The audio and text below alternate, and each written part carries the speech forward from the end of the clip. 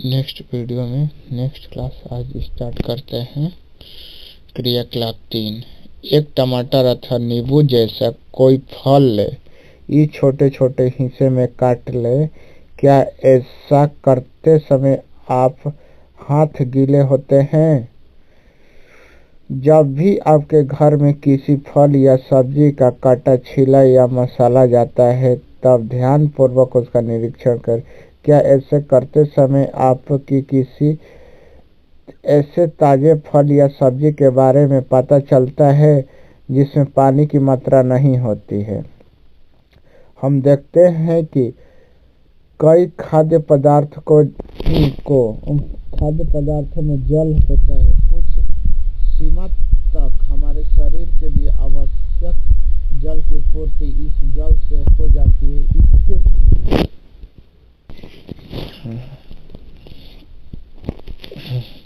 इसके अतिरिक्त कई खाद्य पदार्थों को पकाते समय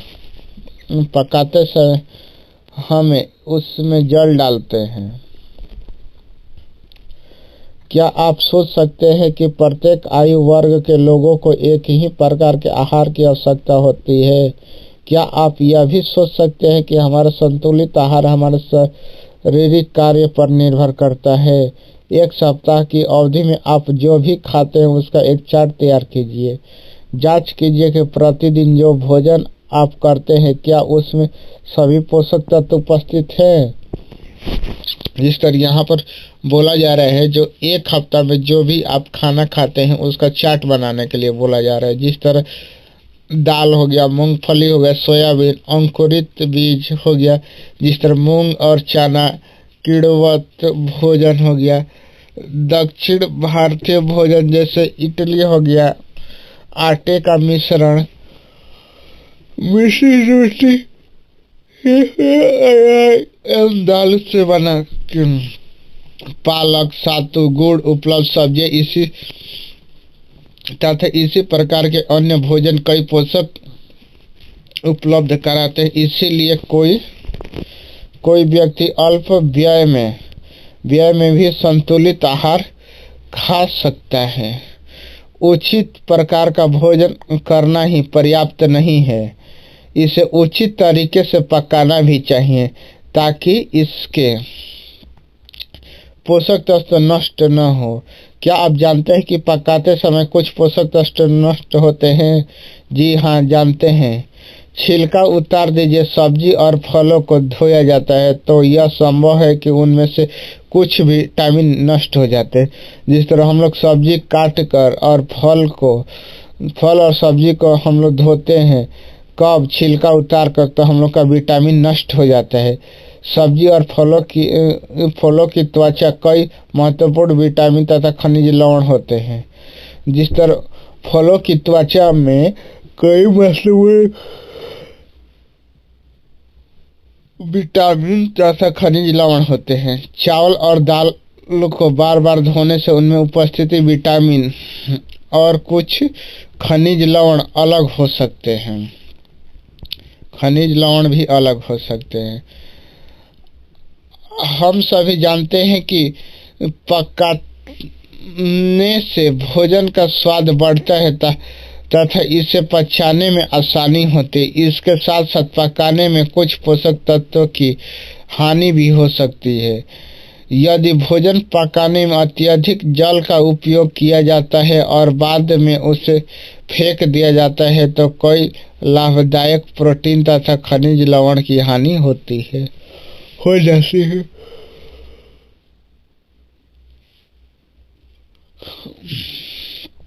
पकाने में विटामिन सी आसानी से गर्मी से नष्ट हो जाता है।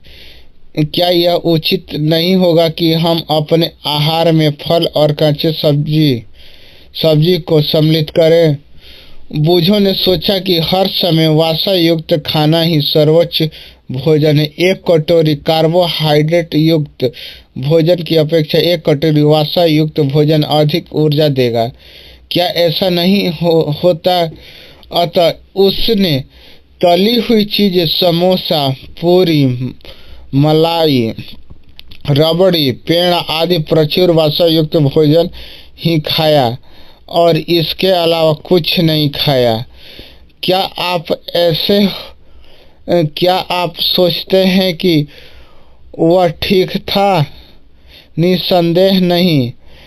इतना अधिक वसा युक्त भोजन खाना हमारे शरीर के लिए बहुत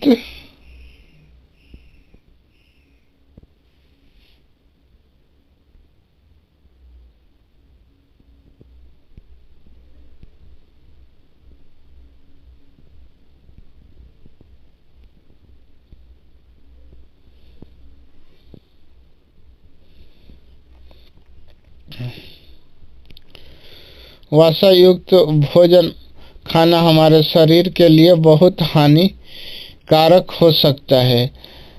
हमारे भोजन में वसा की मात्रा अत्यधिक मोटापे का कारण बनाती है। अगर हम लोग वसा ज़्यादा खाते हैं तो हमारे शरीर में मोटापा आ जाता है। हमारे शरीर में क्या होता है?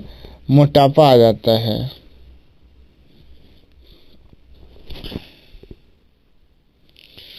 अभाज्य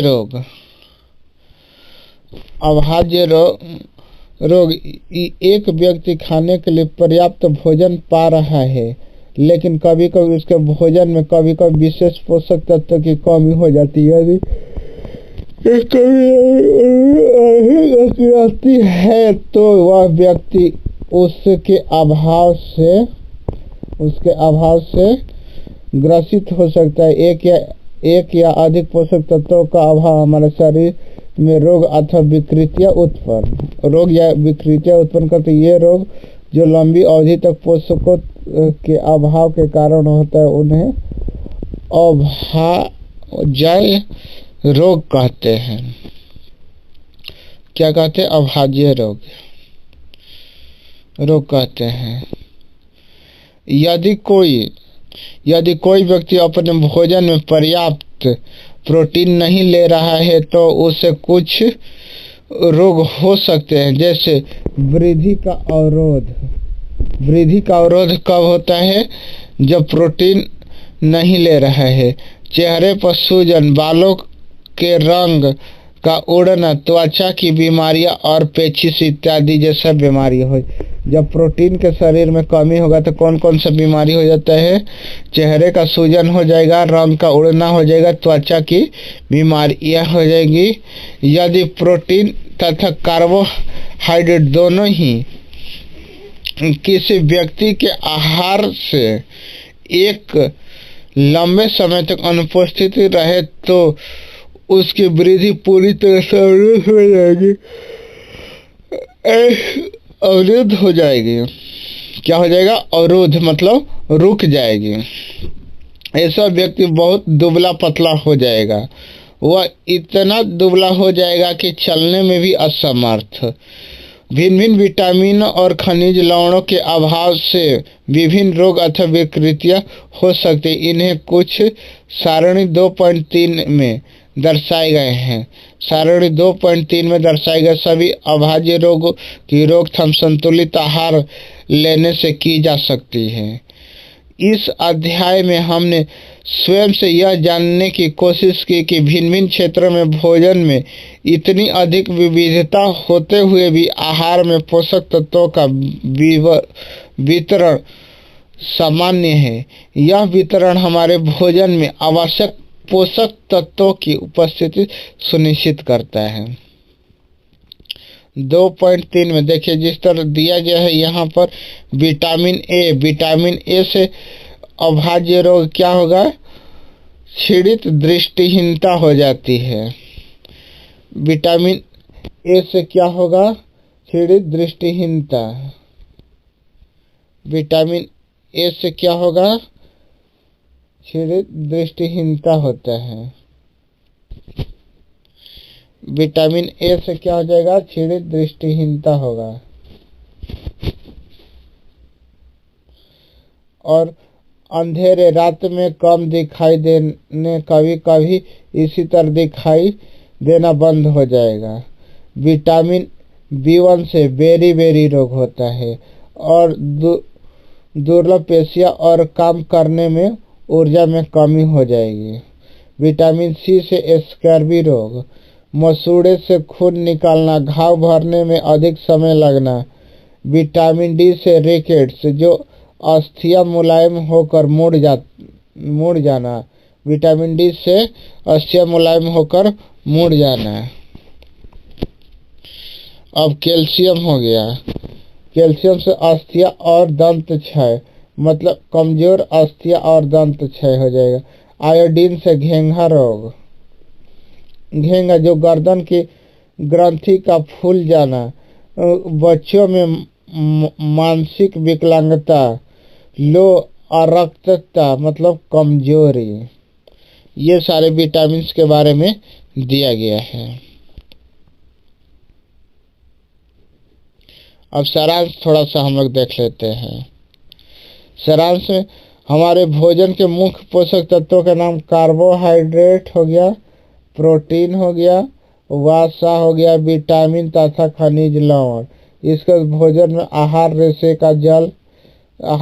तथा जल भी होता है। कार्बोहाइड्रेट तथा वसा शरीर वसा युक्त ऊर्जा प्रदान करते हैं। ऊर्जा प्रदान कौन कौन से करते हैं? कार्बोहाइड्रेट तथा वसा। प्रोटीन तथा खनिज लवण की आवश्यकता हमारे शरीर में वृद्धि तथा अनुरक्षण के लिए होते। विटामिन हमारे शरीर के रोगों से रक्षा करने में सहायता करते हैं। विटामिन क्या करते हैं? हमारे शरीर में रोगों से रक्षा करते हैं। संतुलित आहार में हमारे शरीर के लिए आवश्यक सभी पोषक तत्वों तथा पर्याप्त रुक्षांश और जल अधिक उच्च मात्रा में उपस्थित रहता है। हमारे आहार में लंबी अवधि तक तथा अधिक पोषक तत्वों की न्यूनता से विशिष्ट रोग अथवा विकृति उत्पन्न हो सकते हैं।